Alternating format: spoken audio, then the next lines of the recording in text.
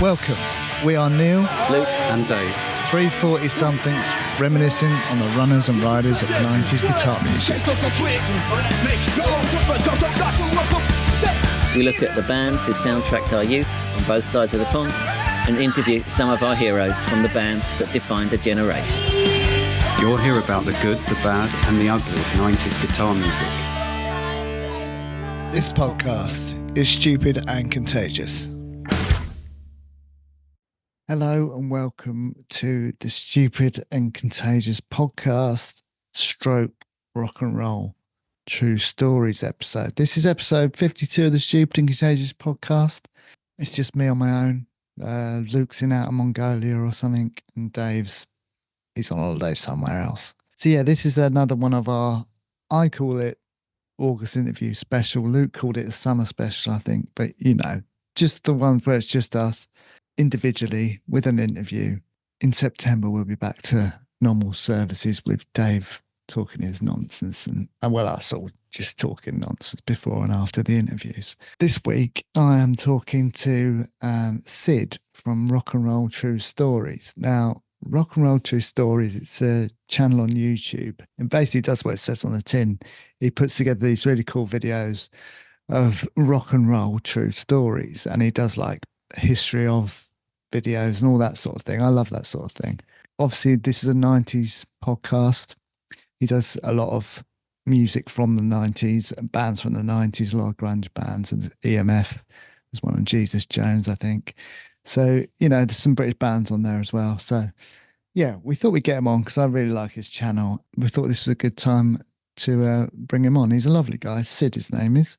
If you've come over from Sydd's Rock and Roll True Stories YouTube channel, then please do subscribe to our channel and give it a thumbs up. Leave us a comment below. Let us know your favourite rock and roll true story from Sydd's catalogue. Yeah, just subscribe to our channel while you're here. We'd really appreciate it. We're a 90s podcast. We talk about 90s guitar music, indie bands, grunge bands from the 90s. There's an interview with Roddy Bottom on there. There's interviews with James from EMF. Jesus Jones is on there. Pop Will Eat Itself. A lot of British bands, but a lot of American bands. We're trying to get more American bands on. So please do listen to us on iTunes and find us there, or wherever you listen to your podcast, we'll be there. So we're trying to make our channel a bit more transatlantic. If you've come over to Sydd's channel from the Stupid and Contagious podcast, then obviously do the same thing. Subscribe to his channel. I'm sure he really appreciate it. He's got some really cool videos coming out and it's a really cool channel. So definitely do that.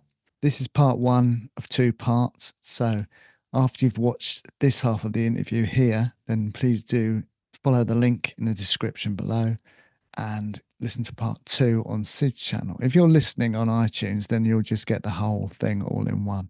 Watch this one and then head over to Sydd's channel to watch part two. So here is my chat with Sydd from Rock and Roll True Stories. Enjoy. Sydd, thanks so much for coming on. You're coming to us from Canada, is that right? Yeah, I'm from Canada. We just went through a really bad heat wave. So I don't know what it's like you're in the UK, right? Yeah, it's a bit hit and miss over like always. Yeah, sorry, my alarm's going off. So yeah, I'm in Canada. I, grew up most of my life in Canada. I lived overseas for a couple of years, but yeah, Canada's been my home for most of my life. Yeah. Yeah. What's the music scene like over there at the moment? What's everyone listening to? Do you get much sort of British music over there, or? No, you know what it is? I think it's kind of like the States. We have this company. I don't know what it's like in the UK, but it's called iHeartMedia. They used to be called Clear Channel, from what I understand, Right. and they kind of own all the radio stations. Yeah, So we have a similar thing over here. Yeah, where yeah. they've got monopoly on all the local stations pretty much. Yeah. So if you go to I'm in Edmonton, but if you go to Calgary, they have the exact same rock station. I think it's called The Bear, but it's just a different frequency. And so I mostly listen to satellite radio when I'm driving around, but if I do listen to terrestrial, it's just the same. It's mostly classic rock I hear on a lot of the hard rock stations, and then they'll throw in some new tunes.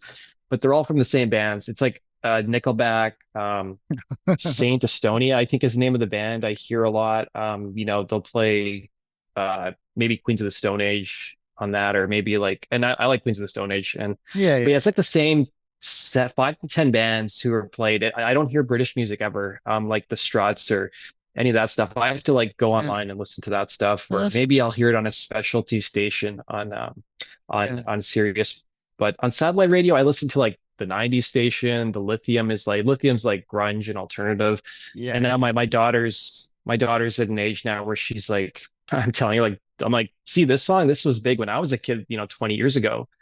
So yeah, I feel yeah. old now, in that Well, we sense. we we talk about it on the channel quite a lot, about like because there's like a 30-year cycle going on, right? So the Yeah. 90s is like back in if well, Dave calls it. Dave, he's another guy on the podcast.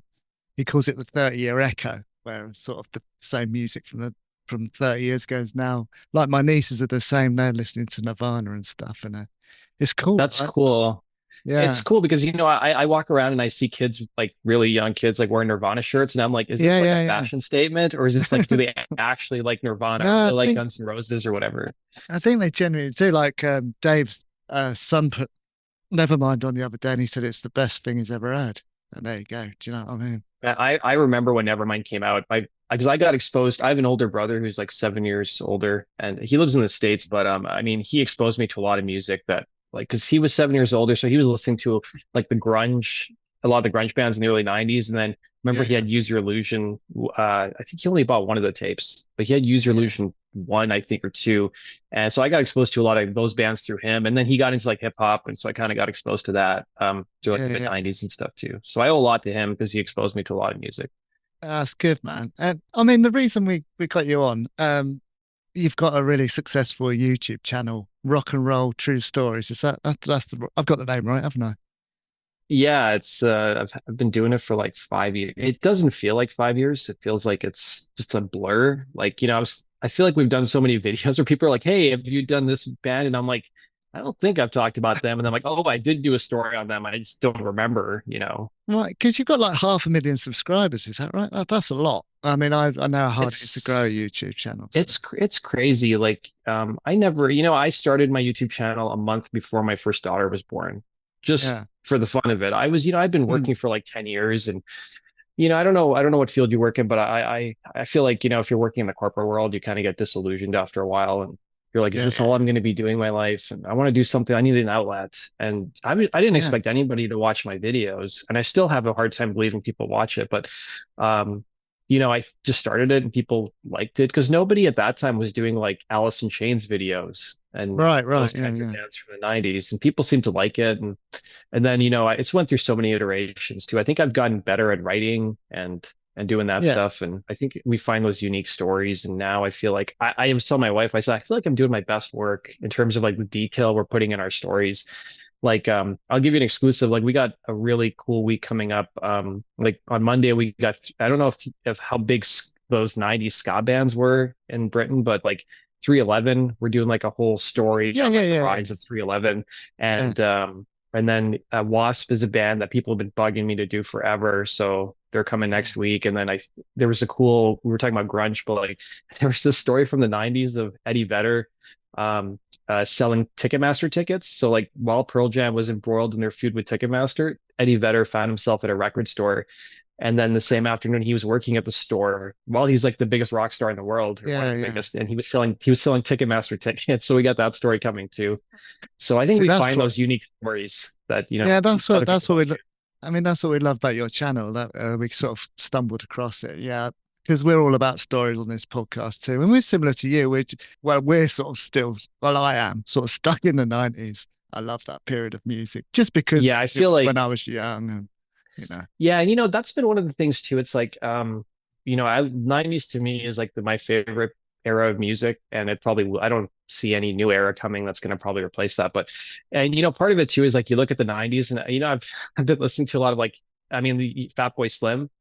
Yeah, I've been yeah, listening to a lot of lately, and I'm like, man, I should really do a story. But I'm like, is it rock? But I'm like, it's still great music. I'm like, I just want to do it for the sake of it, and yeah. see how people respond to it. No, it's great. No, no, it's really good. Um, So yeah, like I said, we're unashamedly sort of 90s. Do you have what's your sort of favorite band from the 90s? Have you got one? Um, y- for the longest time, I don't know if I call them a 90s. I mean, they started in the 80s. Was like Guns N' Roses was like my Yeah, favorite yeah, yeah. band for a long Oh, we're time, Guns N' and Roses fans. yeah, so I went and saw them three times on the reunion tour. Did you? Actually, I think they were the last concert I saw just before COVID, and I feel like by the third time I saw them, they looked kind of tired, and I'm like, I feel like when you get that successful, like I don't feel like I know a lot of people want new music from them, but I just don't. I'm like, it'll never be as good as when they're hungry No, and no, I starving. agree. I agree. It's not the same, is it? It's not. I Uh, mean, they will never replicate Appetite or the Illusions yeah. records, I mean, me and and nobody Luke, expects them to. we were lucky enough to see them on the Usual Illusion tour in '92 at Oh Wembley, man, and I'm it so was, jealous. I would have loved to have seen them on the and Illusions and tour. so Faith No More supported and Soundgarden, but we, So me and was that Wembley when they played? yeah, yeah, Faith No More and Wembley. Soundgarden. Yeah, it Oh, was that really would have good. been. Faith No More are incredible, but me and Luke were both saying that Soundgarden were a bit forgettable at the time. We don't really, they were a bit. I don't know if they had an off day or we just weren't that into it, but we can't really remember the Soundgarden. Yeah, I didn't get into Soundgarden until my brother. We had this like weird music club in Canada called like Sony. I think it was called Sony BMG Music Club. Like it would send you these Yeah, advertisements like get 12 CDs for 99 cents. yeah, And my brother had Super Unknown, and I remember I was being creeped out by the front cover of Super Unknown. But yeah, that's where I mean Black Hole Sun I think was probably the first Soundgarden song I remember hearing. And then, but I love yeah, Soundgarden. I never saw them live, but unfortunately, yeah. but yeah, I mean Guns N' Roses, and then I feel like now I'm kind of like I don't listen as much GNR. I feel like I'm still like Alice in Chains is definitely up there for me. Yeah, yeah, yeah. Alice in Chains were always my go-to band, and yeah, probably still are. I think Luke was probably more of a Pearl Jam sort of guy. Dave just Do you listened to loads of shit. do you like their post Lane era of like music they I'll put be out? honest, I haven't really given it a good enough listen. I kind of once he sort of left and that era had gone. I can't again a bit similar to Guns N' Roses. That was sort of Yeah. that was that done, and yeah, I haven't Yeah. really got into the new stuff, but I'm sure it's great. I mean, Cantrell can still write a tune, I'm sure. But, you know, Yeah, I mean, I like that. I kind of, my brother wasn't really into Alice, but I remember I was living up north, like right out of school, because that time there was no jobs. So the only place you could go find work, and when my field was like up north, and I'm like, sure, I'm like 22 and hungry, I'll go do it. And that's when Black Gives Way to Blue came out. And I remember hearing it on the radio. And that's like I was really into Rock Band, the video games. So yeah, they at that time they dropped like a bunch of Alice in Chains songs from like their old catalog and their new, and I kind of like that's when I really discovered them. Other than what I heard like Man in the Box and Rooster on the radio, yeah, Alice is one of them. I mean Nirvana, of course, Soundgarden, Pearl Jam, and then I got into like the pop punk stuff too, like Offspring, Green. I know Green Day gets a lot of hate on my channel, but I do like their earlier stuff, and some of their newer stuff's not bad. But yeah, and then I have a soft I spot don't for mind Green Day. I feel like too like the 90s pop that I hated. I kind of appreciate more when I hear like the pop music on the radio. Like I like those Yeah, yeah, yeah, poppy rock bands like Hootie and the Blowfish or like Matchbox 20 and maybe not Sugar Ray as much, but yeah. Third Eye Blind. Those bands I really have a soft spot for too. And I'm then gonna. I was gonna. I've got a question yeah, about Hootie and the Blowfish sure. because we don't really know who they are over here. Yeah, Like I don't they've they've never. I don't know anyone who knows or has any Hootie records over here, but they're huge over that side of the Atlantic, right? were they huge in the UK? Then No, were they no, more? no, no, no, not at all. I don't know any songs by them, and don't think Luke does. And they've become a little bit of a joke, but maybe unfairly because we just don't really know who they are. But Yeah, when I was a kid, man, Hootie and the Blowfish was like everywhere. Like I remember when I did yeah, the story, that was probably one of the most proudest stories I've done is like because they were inescapable and they came out at a I'm kind of shocked they weren't bigger overseas because like maybe it's the record label's fault for not promoting them enough, but yeah, maybe like I'm not sure. you had grunge and then you had like Hootie was like the antithesis. It was like more upbeat and it was just different. And yeah, I mean a lot of record labels didn't want to sign them. And Mm. then they got discovered kind of oddly, kind of similar to 311. Like 311 was kind of in this odd no man's land of like they weren't really grunge, but their Mm. styles were they had so many different styles they didn't fit into like one box. So it wasn't until like they were outselling like U2 and Pearl Jam and their own hometown record stores that they Yeah. got record labels are like Atlantic's like, we need to sign these guys or see what they're up to. But yeah, they were inescapable when I was a kid. They were everywhere. That first record really was, I think, the only big record, the first major label record, I should say. Because yeah, Yeah. I think that first record they did was really good. I do love it. I know a lot of people hate Hootie and the Blowfish because they were I like bet is overexposed. we always say on this channel as well, like we like it when people just tell us the music they like because and you should never be embarrassed about the music you like because it's subjective, right? We all like different things, and that's the beauty You of know it, what? isn't I'll even admit it. When I was a kid, I hated Backstreet Boys, but now I'm like, it? now that I hear No, the pop, I hear the come on. I hear the pop that I hear on like Sirius That's One, and I like hear like I'm like this Backstreet Boy stuff is actually pretty good. Like it kind of takes me Yeah, you back to don't my mind a bit of childhood too, pop. maybe. Yeah, you don't Yeah, mind a so bit of so pop. yeah, I think it was like, and then in the 2000s, I mean, I got into like the White Stripes and Yeah, this. I will admit, like this, I haven't done a video on the Strokes. At least I don't think I have.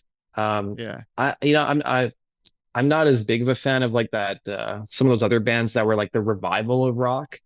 yeah, Uh, yeah, yeah. I remember the Vines were like going to be like that Australian band. They were supposed to save rock. I did a video on I them was and going to like, say about the Vines, yeah, they because you do a lot of what happened to videos, don't you? I guess you've done yeah, one of those for them, right? I did them like 3 years ago. I could probably do a much more detailed video. I like the Vines, but some Yeah, of yeah, those they other were bands I good. wasn't really a huge fan of. But and then nowadays, yeah, I hear a lot of the rock on the radio. It just seems like they use the Yeah, same it's not producer. much It all change. sounds the same. And yeah, the new rock I listen to, I feel like is the same bands from like 20 like Pearl Jam, Mm, Foo Fighters. I don't think Foo Fighters are as good as they were when they were like probably putting out their first three albums. But yeah. See, we're not yeah, I don't. fans of the Foo Fighters on this channel, but Yeah. again, each to their own. This doesn't mean Yeah, other people shouldn't like. And, and you asked me about Canadian radio. The other thing in Canada that's I don't know if it's the same in Britain, but the radio stations are required to play a certain amount of Canadian artists Right, right. on their stations. The same even when we didn't have MTV, we had much music growing up,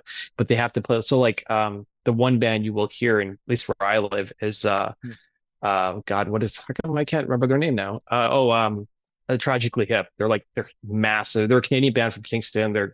yeah, I feel like I hear them more than Nickelback, more than Rush, more than Bachman Turner over than any other Canadian band. They seem to be like probably the most popular Canadian band on radio that I hear. So you hear a lot of Canadian bands, mostly older bands like April Wine, you'll hear a lot. And so that's mixed in with all the classic Led Zeppelin, Black Sabbath. That's yeah.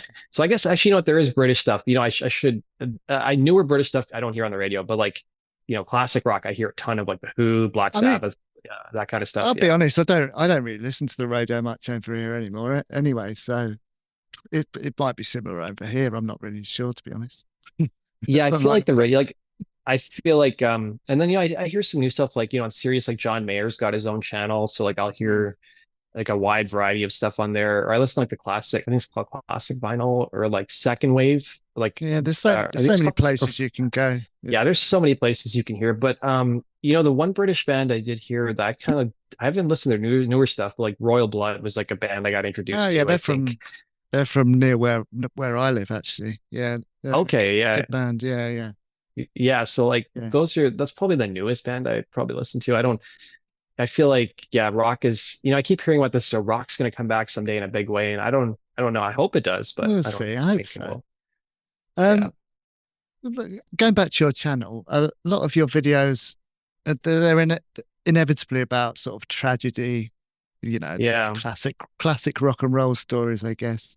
How do you go about researching for these videos? Do you find yourself getting caught up in the stories, or So it's kind how of like deep do you go? it's kind of changed a lot over the last 5 years. Usually the ideas come from like the subscribers. Like I have a request form, Right, so okay, people are yeah. like, can Oh, you I do see. this So they band asked, yeah, or so part of it's through that. Part of it's just through my own curiosity. Like maybe I'm talking to somebody about a band, they'll bring up a band, like, oh, I forgot about those guys. I should go research it. A lot of it's just like watching interviews on YouTube, YouTube is great because they have a lot of the old clips or whatever, yeah, yeah, yeah. It's reading good. interviews. And yeah, I'll tell you when I go through the writing process, it's like I write I usually go through the same cycle. Just like this is a horrible script. It's like mishmash of like different quotes and like kind of Mm. cool little facts, but I'm like, this is not fitting together. Like the 311 one I wrote for Yeah. Monday, it was like a Yeah. mess, and like so I try to take all these like in mostly interviews and like try to piece together a somewhat of a cohesive story. And sometimes in the case of 311, like it's one thing they say here is contradictory to like another thing they say in an interview, and it's like yeah, I don't know how to like try to make it seem like it flows normally. So Yeah. Yeah. Yeah. and then, I've started to try to include music clips too. So, like, more of my recent videos, I'll talk about a song, like 311, I'll talk about Down, which was the third single from their Blue album, which broke them. I'll show a clip Yeah. of it. So, it's just a lot of, what the members themselves say. And Yeah. sometimes that lands me in trouble because I did a story on a band. I don't think I'm allowed to say who it is, but like years ago, they're a pretty well-known 90s band. I don't know how popular they Yeah. were in the UK, but so I had done a story on them. Video did reasonably well. One of Yeah. the old band members messaged me. I don't know how he got my email address, maybe on the website. And he was like Yeah. really angry that I quoted something he said from Spin Magazine. Yeah. And he said that's defamation. And I'm like, I've talked to a fair bit of lawyers I think to you're all like over right. copyright. And yeah, and they're like, it's like if people get angry over like the weirdest things, like if I'm quoting like it's like a non-quote that he was angry about. It's just like how he met this guy and how because I just quoted verbatim what he said in Spin, Yeah. and he got really upset about that, and I never heard from him again. So I don't know. It's I think you're all right. I mean, we've probably said a lot of stuff we probably shouldn't have, but I guess we'll find out. Yeah, and then other times like I did the band Lit.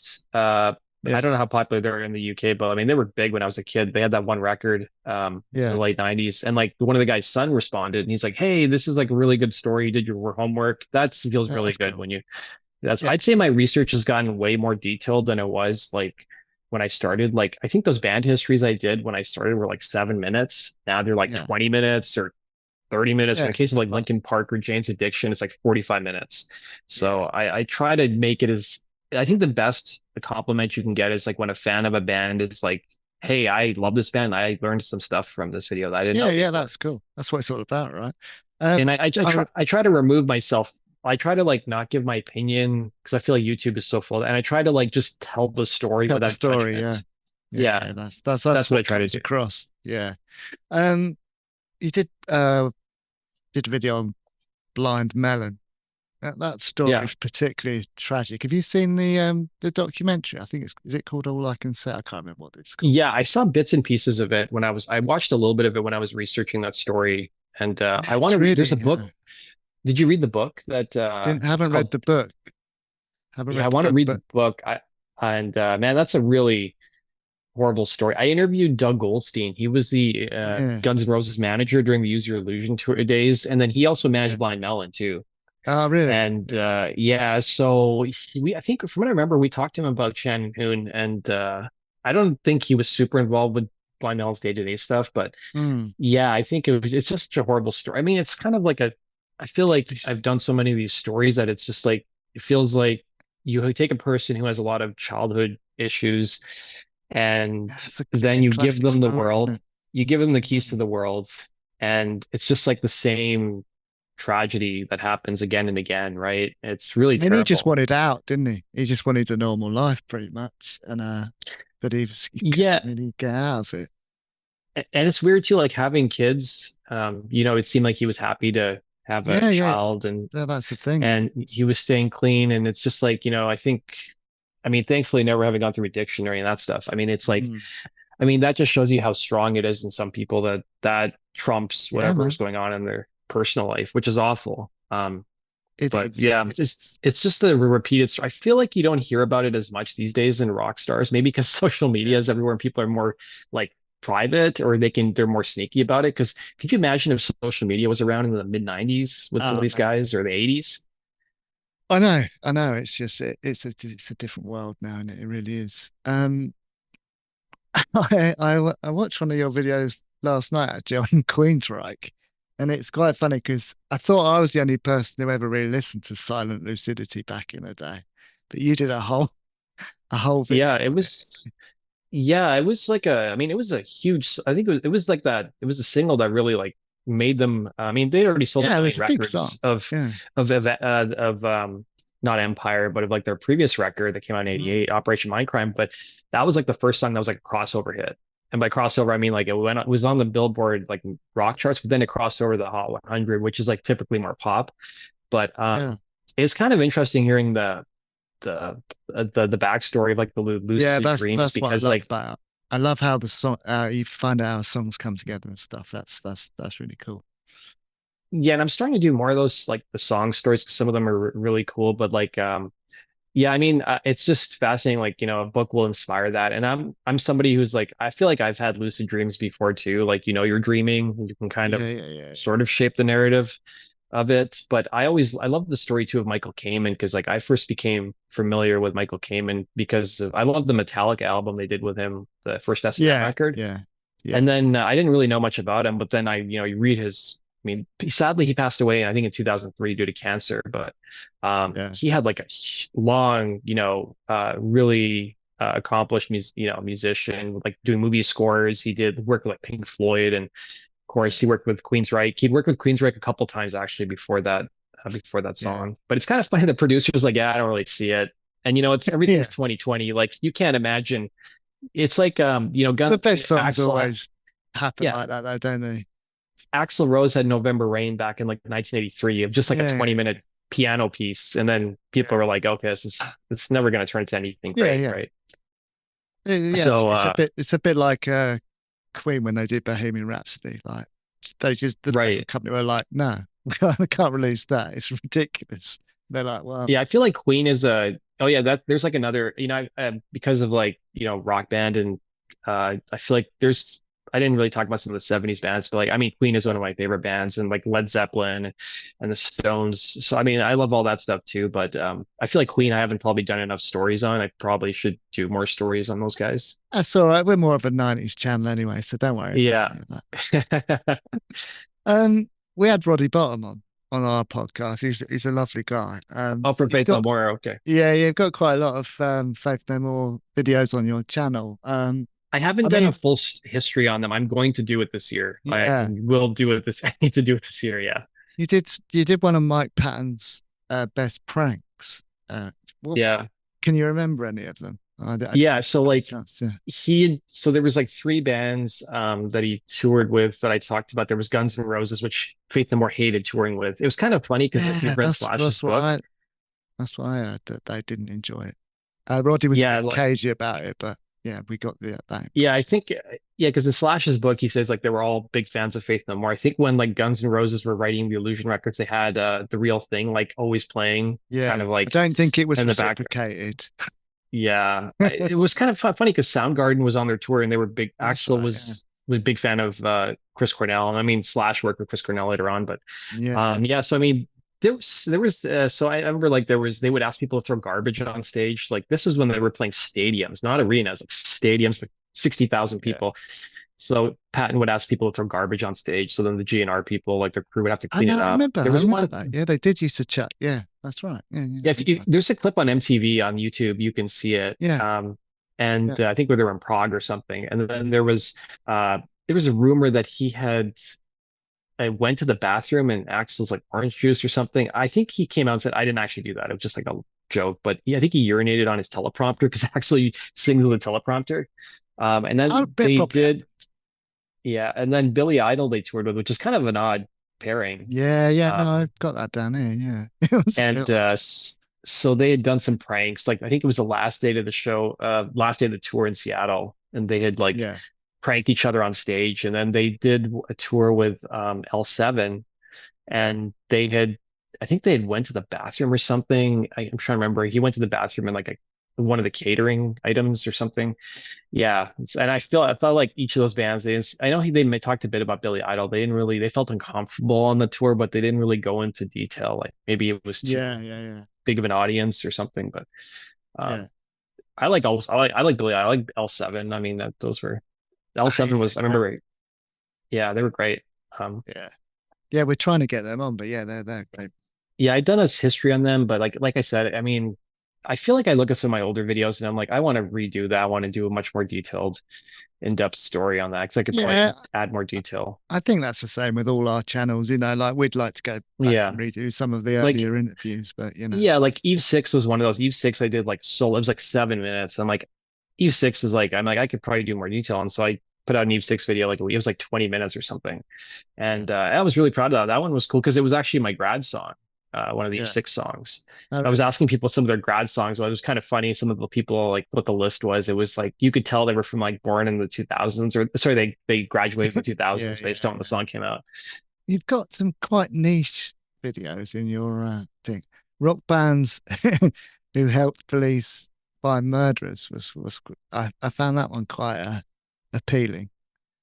Is Yeah, it? I'm a huge fan of like I'm not really a big sports guy. I used to be when I was a kid. Like I used to follow all Yeah. the four major sports, but as I've gotten older, I feel like my tastes have changed and like I love true crime stories like on No, Netflix, so like do I. watching I'm a big the fan. worst Big roommate fan. ever Yeah, series on yeah, Netflix. And anytime you combine like rock with like true crime is crazy. Like yeah. I there was love three that. stories I talked about. There was like Motley Crue had helped find a missing fan who sadly I think she was murdered.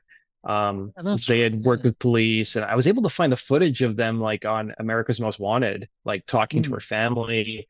There was this really horrible story, like Metallica. There was a Metallica fan. It was like it was when they were touring Death Magnetic. She had like went to a show in Minnesota. She disappeared and then the band was like putting out PSAs trying to like help find her. And then the other one was just like the weirdest story was this Pearl Jam fan who yeah. was like who's never been found. He just like vanished off the face of the earth and like That's funny. nobody's been able to find him. And it's like even to this day nobody knows what happened to him and they haven't found anything. Maybe some foul play happened in the bar, but um Yeah. yeah, See, I it's like like stuff like that as well.